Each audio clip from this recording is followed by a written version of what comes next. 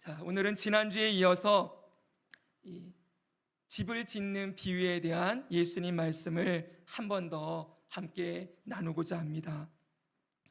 우리는 예수님께서 말씀하신 집 짓는 비유를 통하여서 하나님의 뜻대로, 그리고 예수님이 가르치신 말씀대로 행하는 것이 얼마나 중요한 것인지를 배웠습니다. 그리고 특히 지난주에 왜 이토록 행함이 중요한가, 그 중요한 이유에 대해서 이 행함이 있어야 고난의 때를 통과할 수 있기 때문이라는 것도 우리는 배웠었습니다. 자, 다시 한번 이 말씀을 같이 한번 읽도록 하겠습니다. 비가 내리고 같이 읽습니다. 시작. 비가 내리고 창수가 나고 바람이 불어 그 집에 부딪히되 무너지지 아니하나니 비가 내리고 창수가 나고 바람이 불어 그 집에 부딪힘에 무너져 그 무너짐이 심하니라. 아멘. 자, 보십시오. 여기 비바람이 불고 홍수가 날 때, 이런 상황은 어떤 상황이라고 했습니까? 우리의 인생 가운데 다가오는 고난의 때라고 했습니다. 우리가 살아가는 세상은 늘 비바람이 치고 홍수가 나고, 때로는 예기치 않는 상황 가운데 우리가 계획하고 쌓아놓은 모든 것이 무너지는 것 같은 그런 경험들을 하게 되지요.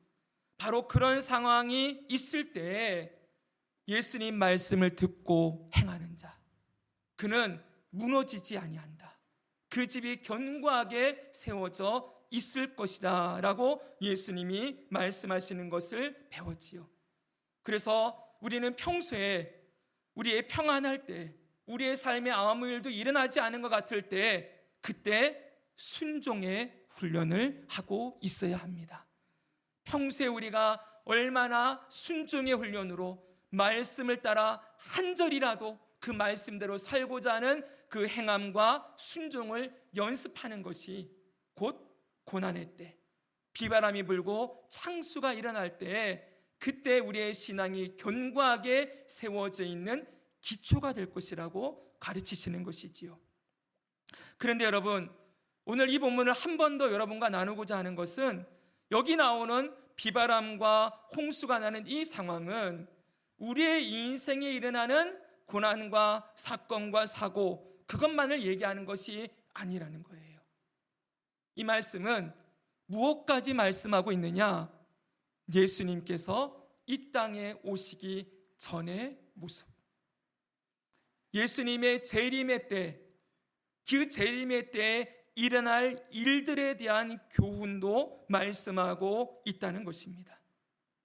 예수님이 다시 이 땅에 오시는 날 비바람이 나고 홍수가 나서 이 세상이 모두 무너지고 쓰러지는 그런 시간이 분명히 있을 터인데, 그때 예수 믿는 사람들이 어떻게 이때를 대비하고 있어야 하는가? 우리의 신앙의 집을 반석에 세운 것과 같은 견고한 집을 세우기 위해서 우리는 무엇을 하고 있어야 하는가? 라는 것을 가르쳐주는 본문이기도 하다는 거예요.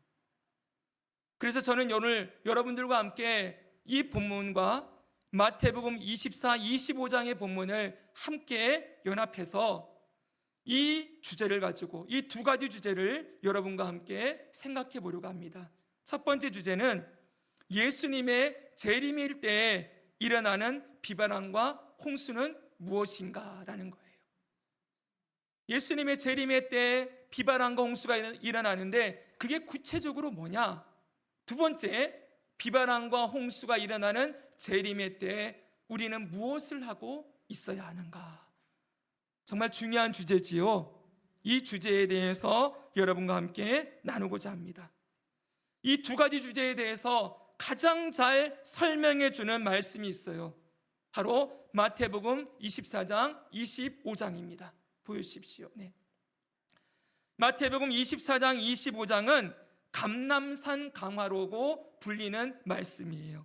감람산 강화. 혹시 처음 들어본 분들도 있겠지요? 이 감람산이라는 것은 산 이름입니다. 당시 예루살렘에 있던 감람산, 여기에 예수님께서 십자가에 매달리기 며칠 전에 감람산에 올라가세요. 우리가 배웠던 산상수훈은 산에서 가르치신 예수님 말씀이지요. 근데 이 감람산도 감람산에 오르셔서 말씀해 주시는 말씀이에요. 근데 특별히 강화라고 이렇게 붙여놓은 제목은, 이 강화라는 말의 뜻은 어떤 주제에 대해서 강의하듯이 쉽게 풀어서 이야기해 주는 것, 이걸 강화라고 얘기합니다. 감난산에서 예수님이 어떤 주제를, 특별한 주제를 가지고 아주 강의하듯이 쉽게 풀어서 자세히 설명해 주셨다는 거예요. 그게 마태복음 24장, 25장에 기록되어 있다는 것입니다. 그럼 여러분, 이 감람산 강화를 통해 예수님이 뭘 말씀하고 싶으셨을까요? 이 감람산 강화는 이렇게 시작되어집니다. 마태복음 24장 3절을 같이 한번 읽겠습니다. 시작. 예수께서 감람산 위에 앉으셨을 때 제자들이 조용히 와서 이르되 우리에게 이르소서 어느 때에 이런 일이 있겠사오며 또 주의 임하심과 세상 끝에는 무슨 징조가 있사오리까. 예수님께서 이 앞전에 예루살렘에 세워진 성전이 돌 위에 돌 하나도 남지 않고 다 무너지게 될 것이다, 이런 말씀하셨어요. 그 말씀을 듣고 제자들이 묻는 거예요. 감람산에 올라갔을 때 예수님, 어느 때에 그런 일이 있습니까? 또 주님의 임하심과 세상 끝에는 무슨 징조가 있습니까? 이렇게 물었어요. 여러분, 여기에 대해서 예수님께서 대답을 해주시는 거예요.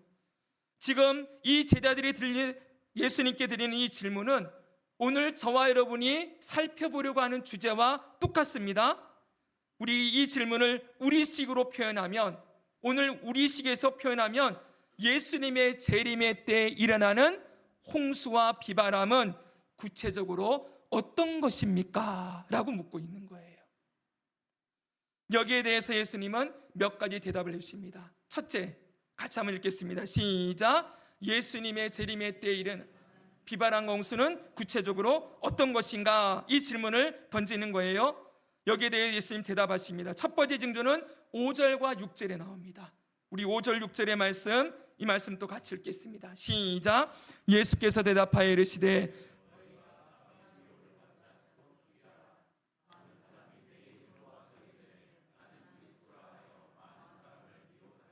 아멘. 예수님이 첫 번째로 말씀하시는 건 많은 거짓 그리스도들, 많은 거짓 교사들이 등장을 해서 믿는 사람들을 미혹할 것이다, 이렇게 말씀하고 있어요. 이 미혹이라는 이 단어는 사탄이 하나님의 백성들을 죄악된 길로 이끌어가는 강력한 유혹이라는 뜻을 가지고 있습니다. 앞으로 여러분, 예수님이 오시기 전까지 더욱더 거짓 교사, 거짓 선지자, 거짓 그리스도들이 판을 치게 될 거예요. 오늘날 갈수록 이 땅에 이단이 이렇게 많아지는 이유, 분명히 하나님 역사하신다고 하는데 저 신천지는 세력이 더 커져가는 것 같고, 세계 복음 선교회 하나님의 교회, 어머니 하나님을 믿는 저 이단도 더 커지는 것 같고, 여러분, 정명석이라든지 말도 안 되는 이런 사이비 교주들이 판을 치는 이유가 무엇입니까? 그게 이상한 게 아니라는 거예요. 마지막 때가 될수록 사단은 더 극렬하게 믿는 자들을 미혹하려고 할 것이고, 이 세상을 어지럽게 만들어서 진리를 훼손하는, 진리를 가짜로 바꾸는 일들을 계속할 것이라고 말씀하고 있습니다. 그래서 여러분, 어떤 신학자는 이렇게 얘기해요. 이 시대를 한번 따라해 보십시오. 진리 전쟁. 네, 진리가 무엇인지에 대한 전쟁이 일어나는 시대다라고 표현하고 있을 정도입니다. 여러분, 두 번째 징조는 7절과 8절에서 이렇게 말씀하고 있습니다. 이 말씀도 같이 읽겠습니다. 시작. 난리와 난리 소문을 듣겠으나 너희는 삼가 두려워하지 말라. 이런 일이 있어야 하되 아직 끝은 아니니라. 민족이 민족을, 나라가 나라를 대적하여 일어나겠고 곳곳에 기근과 지진이 있으리니 이 모든 것은 재난의 시작이니라. 아멘. 여기 난리와 난리 소문을 듣겠으며, 이 난리와 난리 소문이라는 이 단어는 특별히 전쟁을 말하는 거예요. 민족이 민족을, 나라가 나라를 대적하여 전쟁이 곳곳에 일어나게 될 것이다. 그리고 여기 보면은 지진과 기근도 있을 것이다 라고 하는데, 이 지진과 기근은 자연재해를 말하는 것이지요.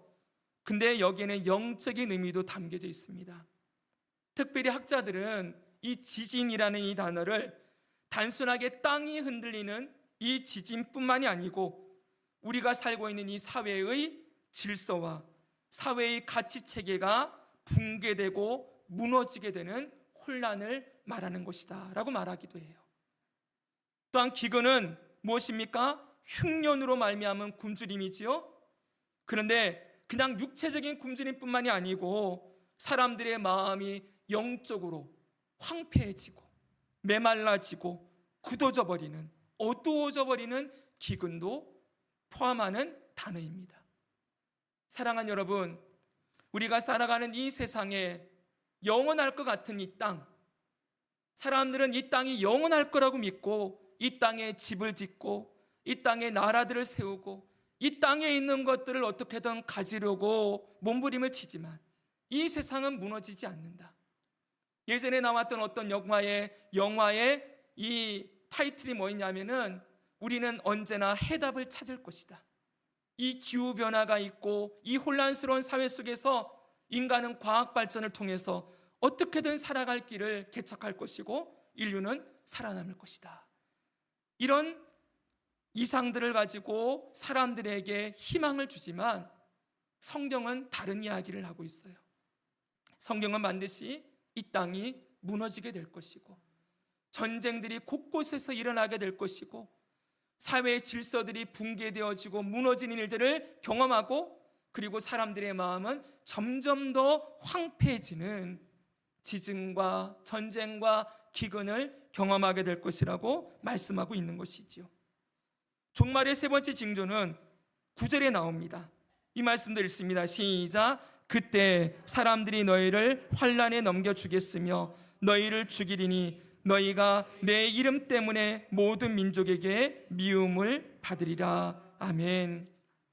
우리가 살아가는 이 세상이 예수님을 미워하여 십자가에 못 박았듯이, 잘 들으십시오. 우리가 살아가는 이 세상은 예수님을 십자가에 못 박은 세상이에요. 예수님을 미워하고 왕 대신 하나님을 거역하고 선악과 명령을 어겨서 반역죄를 저지른 죄인들이 가득한 땅이에요. 이런 세상 가운데 예수님을 주님으로 모시고 예수님을 왕으로 모시는 자들을 세상이 미워할 거래요. 그리고 너희를 환난에 넘겨주고 심지어는 죽이기도 할 것이다. 여기 보십시오. 너희가 내 이름 때문에, 이 이름은 누구의 이름입니까? 예수 그리스도의 이름입니다. 이 이름 때문에 모든 민족에게 미움을 받으리라. 사랑하는 여러분, 이 박해는 그 뒤에 보면은 쭉 더 나오는데 세 가지 방향에서 올 거예요. 첫 번째는 권력자들을 통한 핍박으로 올 것입니다.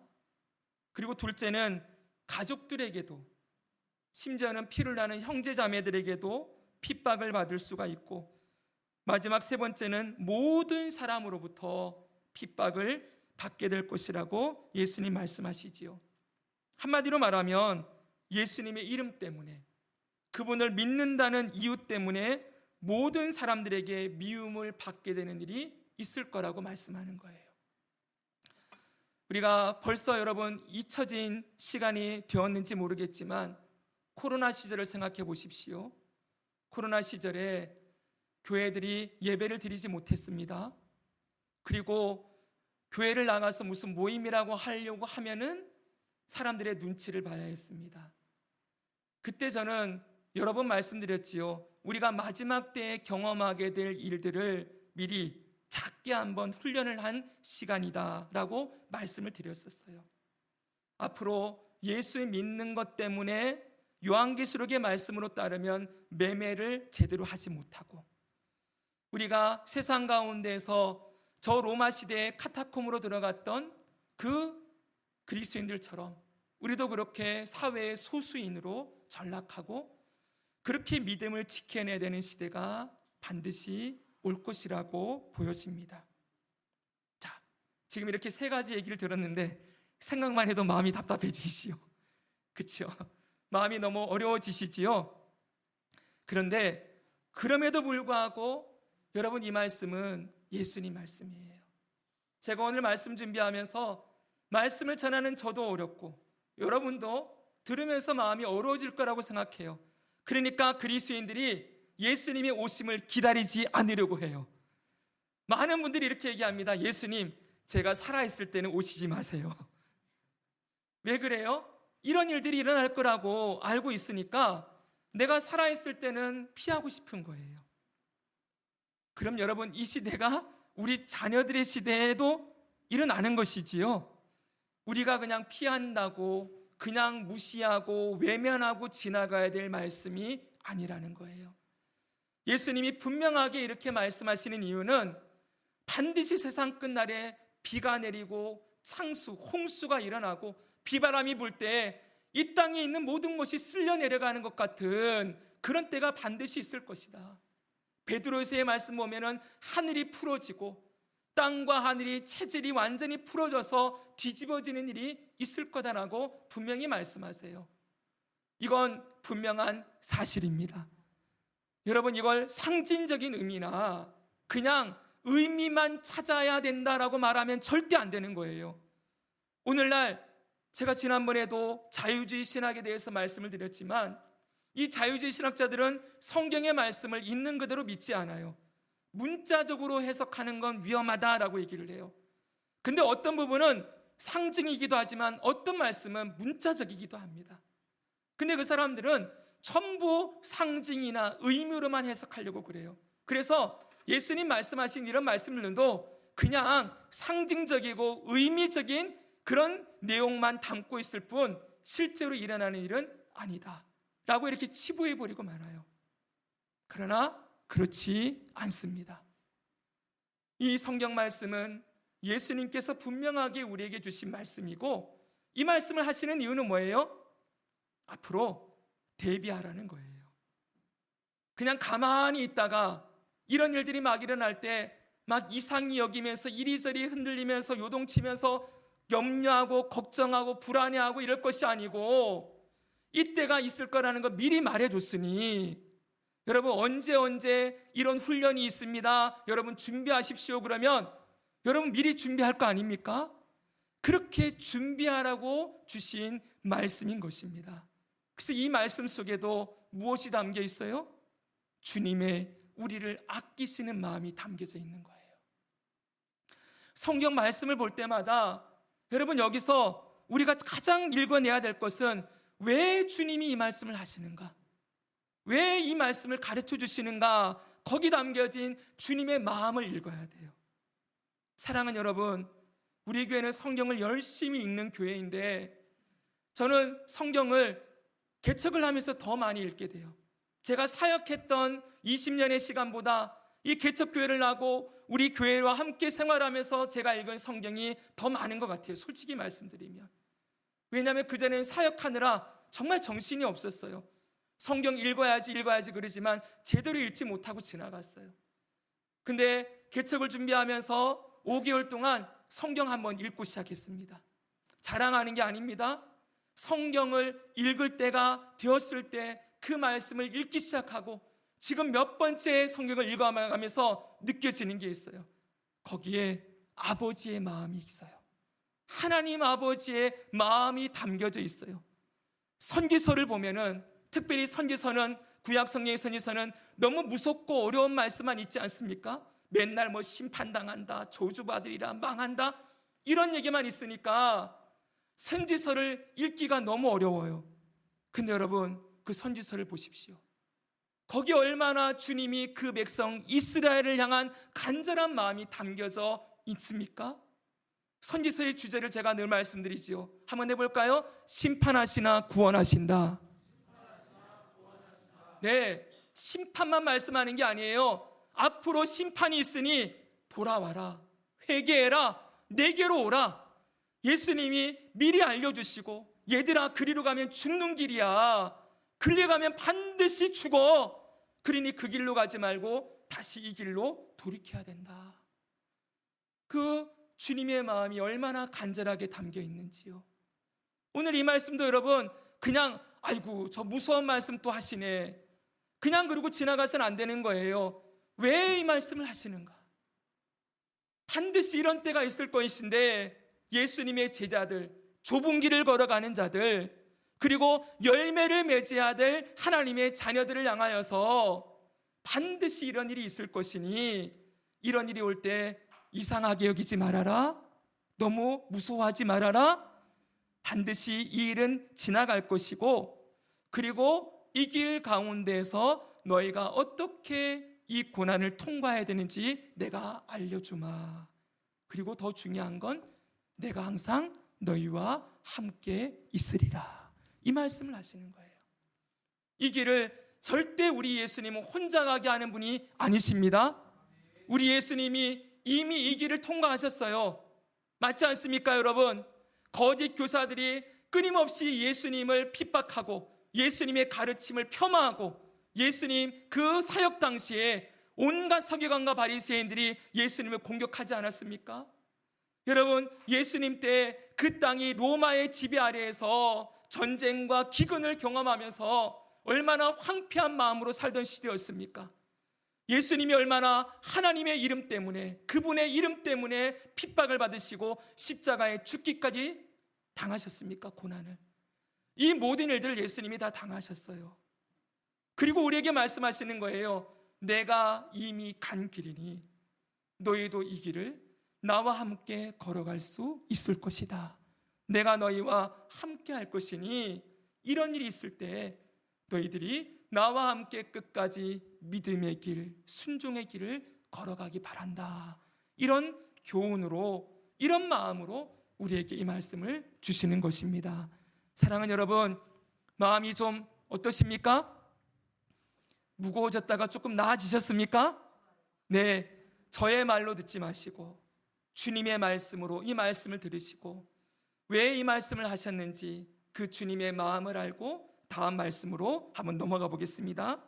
그럼 여러분, 이런 일들이 일어날 때 우리는 어떻게 해야 됩니까, 여러분? 이 흔들리는 시대를 살아가는 우리는 어떻게, 무엇을 하며 살아가야 할 것인가?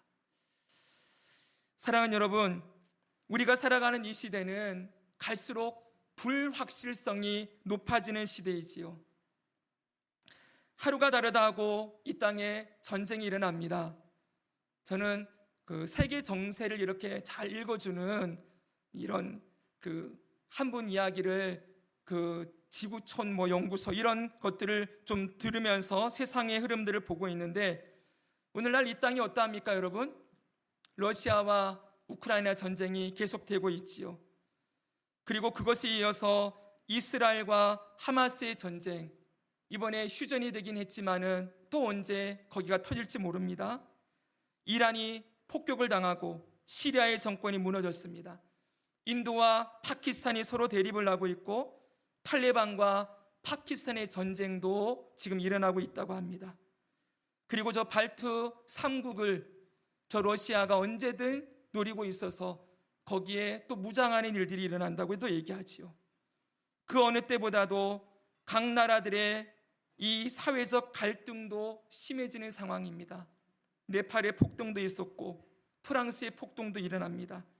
전 세계가 경제 공황이 있을 거라고 얘기하고 기후 위기에 대한 그런 불안감도 갈수록 높아지고 있습니다.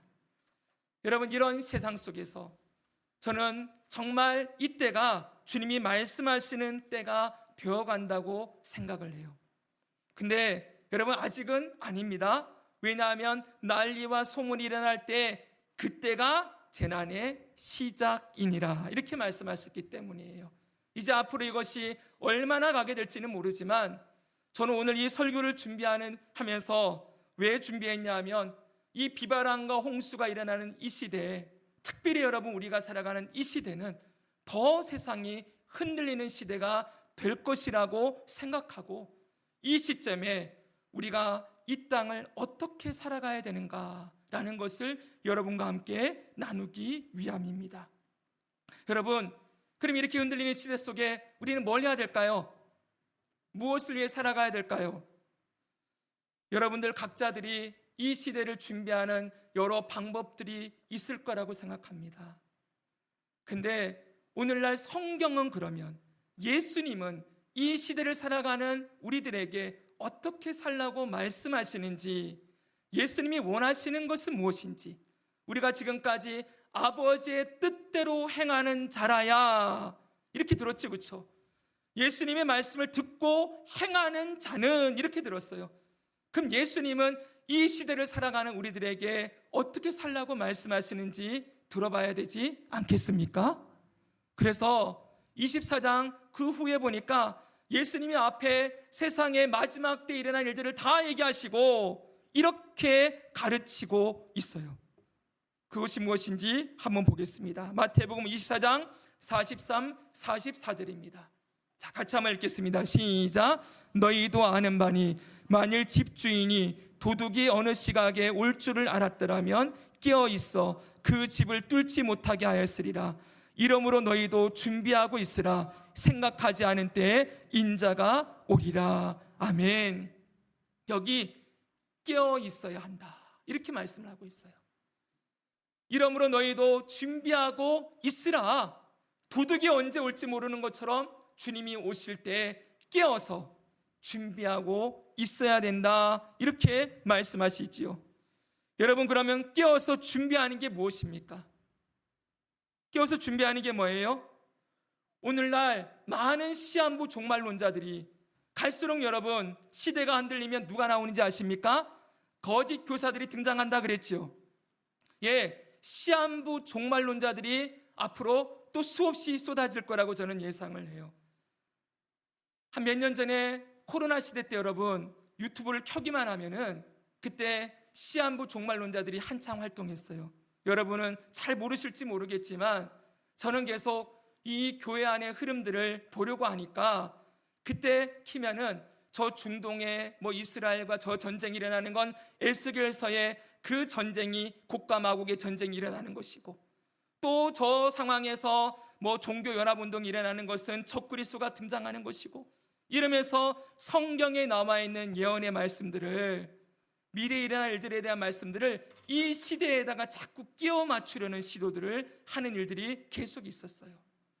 여러분, 앞으로도 이런 일이 일어날 겁니다. 사람들이 이제 좀 신앙이 있다고 말하는 사람들이 더 그런 얘기를 할 거예요. 이런 일들이 세상에 일어나면 그건 성경의 이 말씀이 지금 이루어지고 있는 것입니다. 그러므로 깨어 있어야 합니다. 근데 잘 들으십시오. 깨어 있다는 것은 그때를 잘 예상을 해서, 이 시대가 돌아가는 걸 잘 막 분별을 하고 예상을 해서 주님이 오실 때를 알아맞히는, 주님의 오실 때를 알아맞히는 데 있지 않다는 것입니다. 분명히 예수님 말씀하셨지요. 그때와 그 시는 누구만 아신다고요? 아버지만 아시느니라. 하나님만 아세요. 이건 하나님만 아시는 것이다라는 말하는 건 예수님도 하나님이시죠. 근데 아버지만 아시느니라 이렇게 표현을 해요. 예수님이 그때를 왜 모르시겠습니까? 하나님이신데. 근데 아버지만 아신다라고 말할 정도는 뭐냐합니까? 그건 철저하게 하나님의 계획 가운데 있다는 거예요. 그러니 그때를 알아맞히려고 하고 그때를 알아맞혀서 준비를 하는 것, 이런 건 주님이 원하시는 깨어있음이 아니라는 거예요.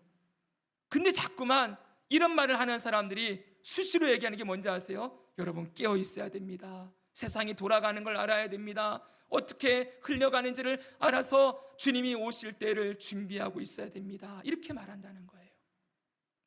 여러분, 그러면 예수님은 여기 주인이 오심을 깨어서 준비하라고 했는데 이 준비를 뭐라고 말하실까요? 그 다음에 이렇게 가르치고 있어요. 이게 예수님이 원하시는 깨어있음이라는 거예요. 자, 볼까요 여러분? 같이 한번 읽겠습니다. 45절 47절입니다. 시작. 충성되고 지혜 있는 종이 되어 주인에게 그 집 사람들을 맡아 때를 따라 양식을 나눠줄 자가 누구냐? 주인이 올 때 그 종이 이렇게 하는 것을 보면 그 종이 복이 있으리로다. 내가 진실로 너희에게 이르노니 주인이 그의 모든 소유를 그에게 맡기리라. 아멘. 뭐라고 말씀합니까? 이 말씀을 한 단어로 축약하면 청지기입니다. 따라합시다. 청지기.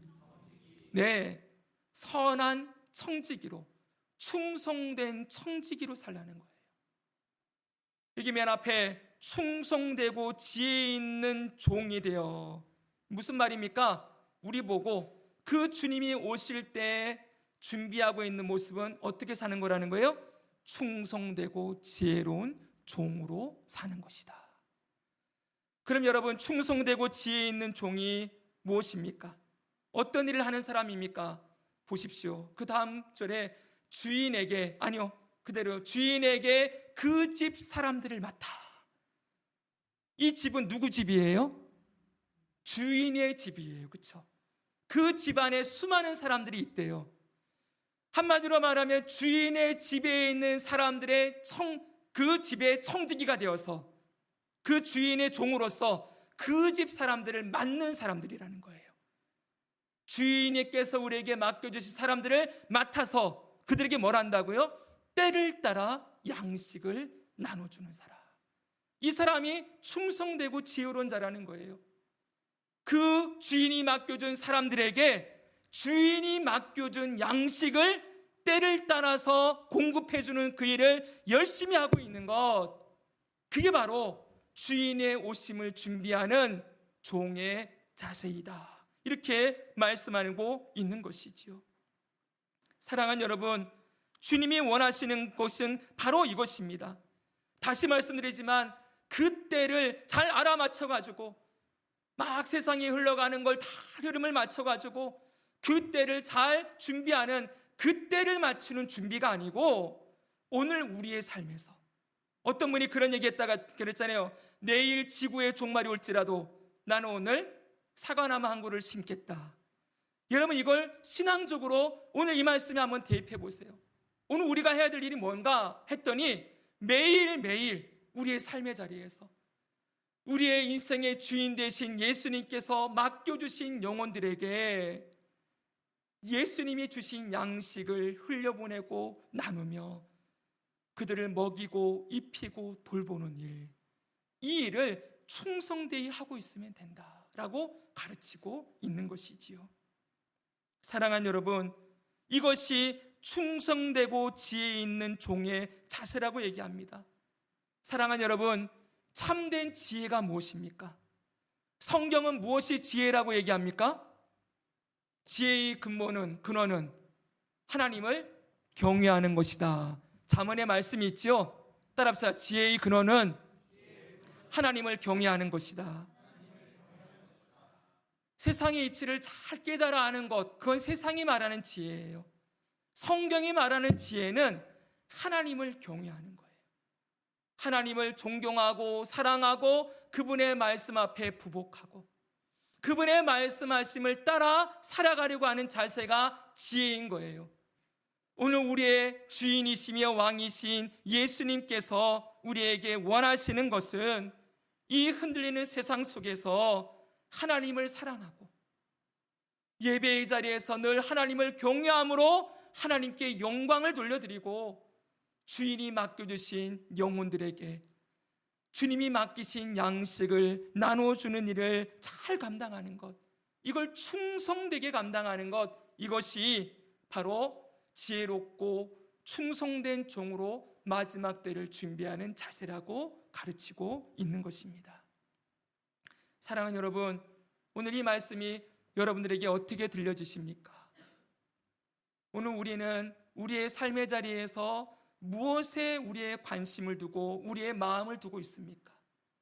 저와 여러분은 그동안 계속 들어왔어요. 나더러 주여 주여 하는 자마다 다 천국에 들어갈 것이 아니요 내 아버지의 뜻대로 행하는 자라야 들어가리라.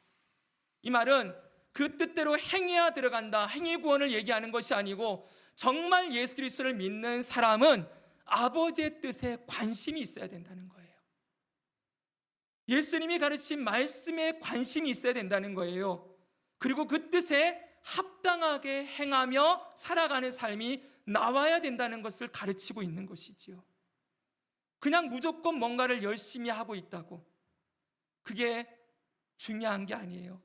무엇을 행하는 것보다 더 중요한 건, 다시 강조합니다, 나의 행함이 아버지와 관계가 있는가, 아버지의 뜻과 상관이 있는가, 예수님의 말씀대로 하는 행함인가, 이게 중요한 것이지요.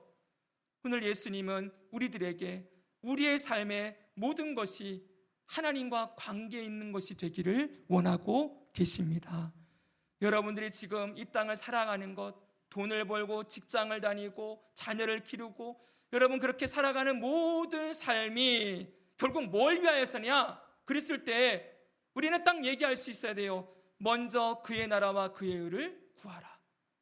마태복음 6장 33절 산상수훈의 말씀 배웠지요. 이게 아버지와 관계 있는 것이 되기를 기도하고, 그냥 먹고 살아가는 삶이 아니라 내가 먹는 것도 아버지의 뜻을 이 땅에 이루기 위한 도구로 쓰임받으며 살기 위하여, 내가 여러분 일하고 돈을 버는 것도 이 땅 가운데 아버지께서 맡기신 영혼들을 잘 섬기고 사랑하며 살아가기 위하여, 여러분 그 모든 목적이, 우리 삶의 모든 삶이 아버지와 관계 있는 삶이 되어야 함을 강조하고 계시는 거예요.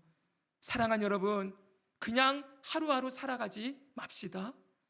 그냥 삶과 우리 신앙이 분리되어져서 그냥 일주일 동안 월요일부터 토요일까지는 이 땅에서 그냥 열심히 살아가고 돈 벌고 그냥 열심히 그냥 일하고 그렇게 살아가고, 주일날 되면 와서 1시간 예배드리고 하나님 말씀 잠깐 듣고 또 돌아가서는 그렇게 열심히 살아가고, 여러분 그렇게 분리되지 말자는 거예요.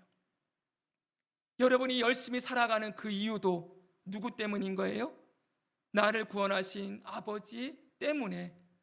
그 아버지께서 내게 주신 직장, 그 아버지께서 내게 주신 가정, 아버지께서 내게 주신 시간과 물질과 재능, 이걸 누리고 살아가고 있음을 잊지 말고, 내가 살아가는 모든 삶이 아버지의 뜻과 관계가 있는지 늘 여쭈어보고, 우리의 관심이 그냥 이 땅에서 살아가면서 이 땅에 집을 열심히 지어서 내가 원하는 나의 집을 이 세상에 지어놓고 이 집안을 아름다운 곳으로 곳곳에 채우면서 이 집은 안 무너질 거야, 내 인생의 집은 견고할 거야, 이러고 지나가다가 주님이 오시는 날 다 무너지는 그런 어리석은 자가 되지 말고, 주님과 관계에 있는 말씀을 행함으로 우리의 신앙의 집을 지어서 주님이 오실 때 견고하게 그 집이 서 있는 그런 삶을 살아가기를 바라신다고 주님이 오늘 우리에게 가르치고 계시는 것입니다.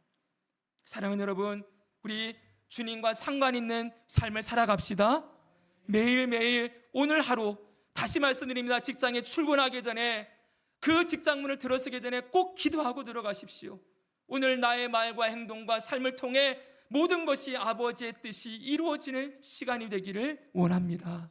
내 모든 삶을 통해 내가 믿는 예수 그리스도가 증거되어지고 나타나는 그런 시간이 되기 원합니다. 여러분 그 한마디를 드리고 기도로 하루를 시작하는 것과 그렇지 않은 건 정말 다른 차이가 있을 거예요.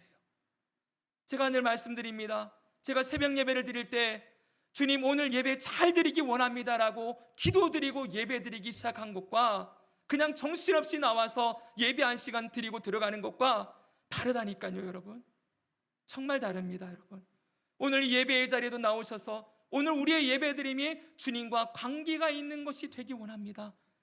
여러분 그런 기도 드리셨지요? 드리셨지요? 오늘 나의 예배가 주님께 기쁨이 되기 원합니다. 그렇게 여러분 고백하고 예배를 시작해 보십시오. 사랑하는 여러분, 그렇게 우리가 모든 삶이 주님과 관계에 있는 것, 특별히 여러분 주인이 맡겨준 사람들에게 주인이 맡겨준 양식을 내게 아니에요, 주님이 맡기신 것을 나눠주는 일을 하는 것이다 라고 가르치고 있어요. 그럼 여러분 이 주인이 맡겨주신 것을 어떻게 나눠주는 걸까요? 구체적으로 그게 뭘까요? 25장을 딱 들어가니까 여러분 3가지 비유가 나오는 거예요. 24장이죠 지금 여러분. 그리고 다음 장이 25장입니다. 25장도 감람산 강화예요. 연결되어진 말씀이라는 거예요. 거기 보면 세 가지 비유가 나옵니다. 자, 한번 읽어보겠습니다. 시작. 열처녀 비유, 달란트 비유, 양과 염소의 비유. 이 세 가지 비유로 선한 청지기가 되어서 충성된 청지기로 양식을 나눠주는 게 뭔지를 가르쳐주는 거예요. 가르쳐 주시는 거예요. 첫 번째 비유, 여러분 그 열처녀 비유는 무엇입니까? 시간 관계상 생략하고 막 넘어가겠습니다. 이 비유는 이제 수요 예배 때 예수님이 가르치신 비유라는 이 제목으로 시리즈로 이제 지금 성령의 임하심이 다 끝났거든요. 다음 주 제가 돌아오고 나면 끝날 텐데 그 다음에 이 비유들을 하나씩 좀 살펴보려고 그래요. 그러니까 성경에 나온 복음서에 나오는 예수님의 비유를 하나하나 자세히 보겠습니다. 그때 이 말씀들을 조금 더 함께 나누도록 하고, 열처녀 비유는 뭐예요? 깨어서 준비하라는 거예요. 신랑이 올 때 다섯 처녀는 뭘 준비해요? 기름과 등불을 준비하지요. 그렇죠? 다섯은 준비 안 합니다. 다섯만 혼인잔치에 들어갑니다. 핵심은 이거예요. 깨어서 준비해라. 두 번째로 달란트 비유는 뭐겠습니까?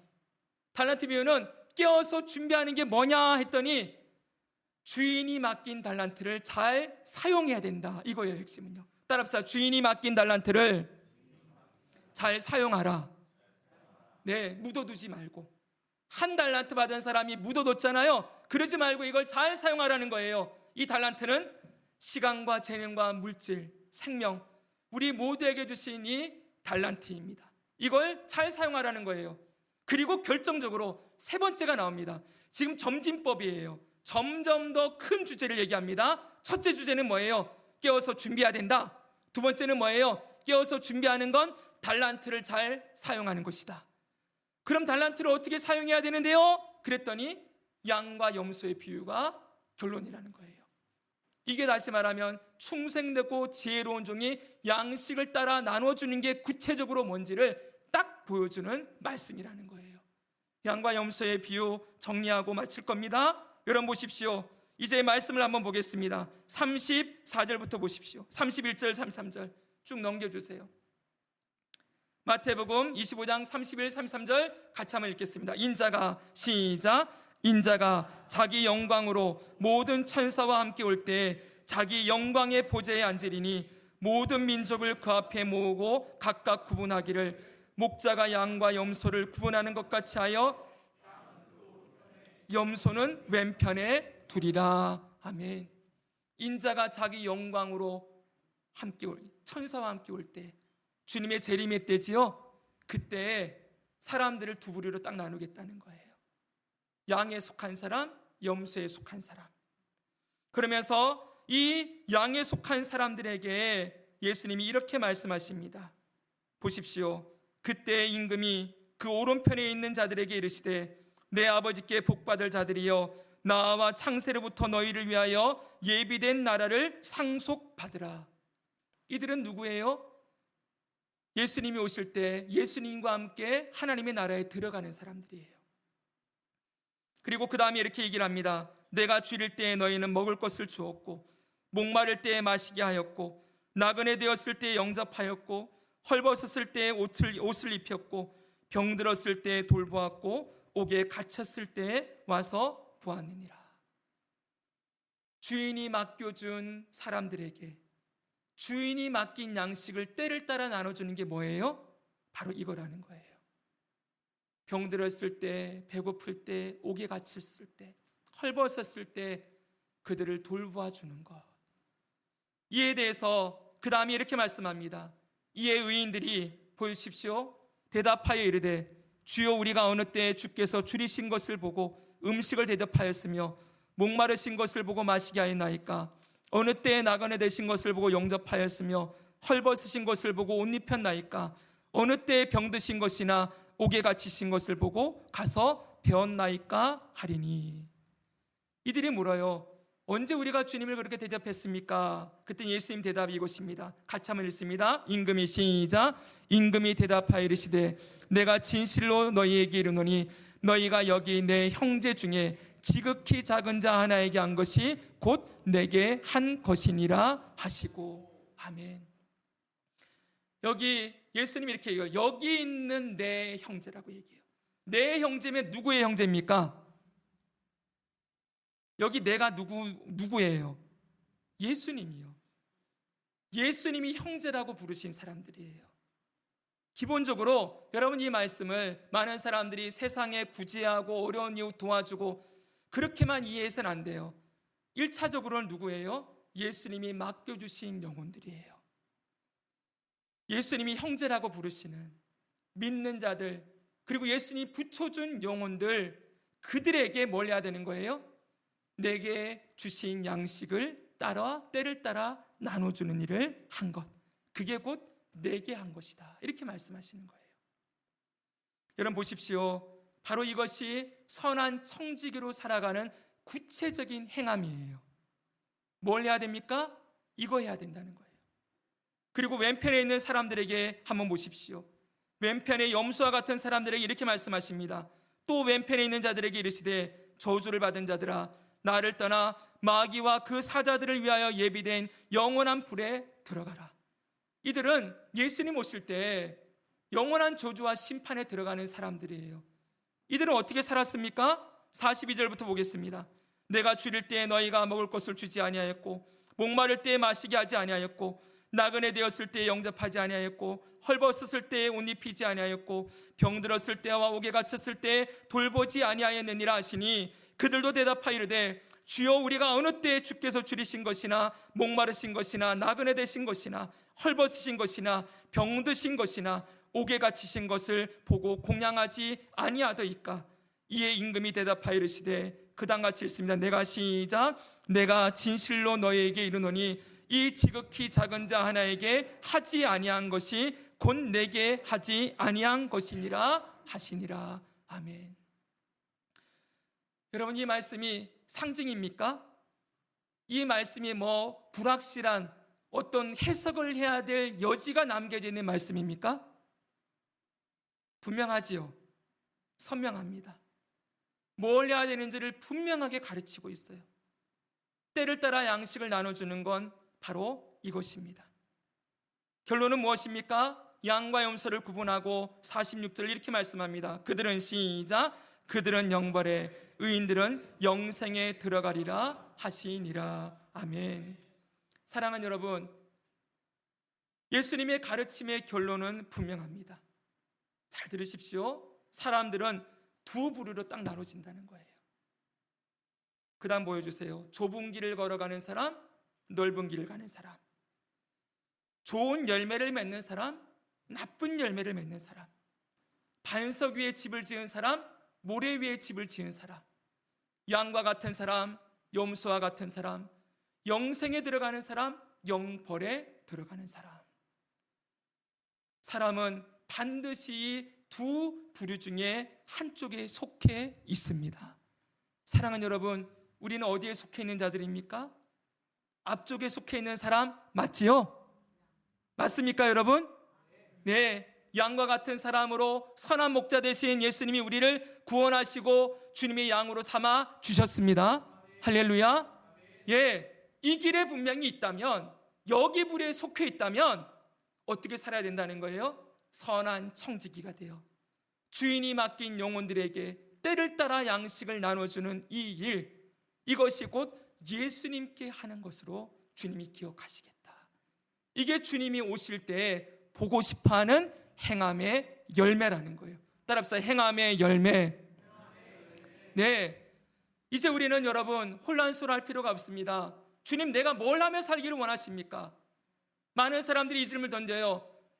우리는 어떻게 살아야 될 것인가? 이제 우리 어떻게 살 것인가? 어떤 애니메이션 영화의 제목도 그거예요. 이제 우리 어떻게 살아야 되는가? 여러분, 세상은 여기에 대해서 대답을 합니까? 못합니까? 못해요.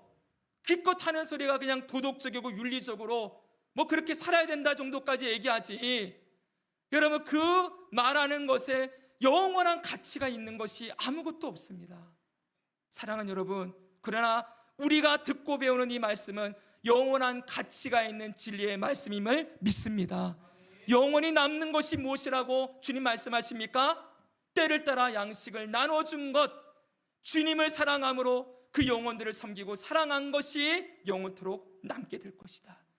그것이 믿는 자들, 좁은 길을 걸어가야 하는 주의 자녀들이 맺혀야 될 열매라고 분명하게 선언하고 가르치신 것입니다. 사랑하는 여러분, 말씀을 정리합니다. 앞으로 이 세상은 더욱더 흔들릴 것입니다. 그러나 분명히 말씀드립니다. 놀라거나 두려워하지 마십시오. 이미 이건 예견된 일, 미리 말씀하신 일들이 일어나고 있는 거예요. 이런 세상 속에 우리는 뭘 해야 됩니까? 요동하거나 흔들리는 것이 아니라 예수님 말씀하신 말씀대로 깨어서 준비해야 돼요. 어떻게 깨어서요? 주님의 말씀을 따라 행함, 선한 청지기로서의 사명을 잘 감당하며 살아가는 것, 이것이 바로 주님이 우리에게 원하시는 삶의 열매입니다. 이 열매를 앞으로 아름답게 맺어가며 살아보지 않으시겠습니까? 오늘 매일매일 우리의 삶에서 내 시간을 어떻게 쓸까? 그리고 내 재능을 어디에 써야 될까? 여러분, 직장에서 만나는 영혼들 그냥 만난 영혼이 아닙니다. 우리 만남은 우연이 아니다. 여러분, 그게 정말 맞는 말이에요. 여러분을 그 직장에 누가 보내셨습니까? 인정하십니까? 여러분에게 그 일을 맡기신 분이 누구이십니까? 맞습니까, 여러분? 여러분에게 먹을 것, 마실 것, 입을 걸 주고 생명을 지켜주는 분이 누구입니까? 맞습니까? 예. 그러면 나에게 그 일터를 주시고 가정을 주시고 생명을 주신 아버지와 관계 있는 삶, 아버지의 뜻대로 행하는 삶, 여러분, 이것, 이렇게 살아가는 일, 거기에 우리 삶의 목적을 두며 살아감이 마땅하지 않겠습니까? 그냥 살아가지 맙시다. 오늘 매일매일 기도하며 내가 아버지의 뜻을 이루는 자가 되기 원합니다. 그렇게 기도하며 날마다 삶의 자리에서 주님과 관계 있는 삶을 살아감으로 주 예수님 다시 이 땅에 오실 때 기쁨으로 충성되고 지혜로운 종의 모습으로 주님을 만나게 되는 저와 여러분 되기를 주 예수 그리스도의 이름으로 축복합니다.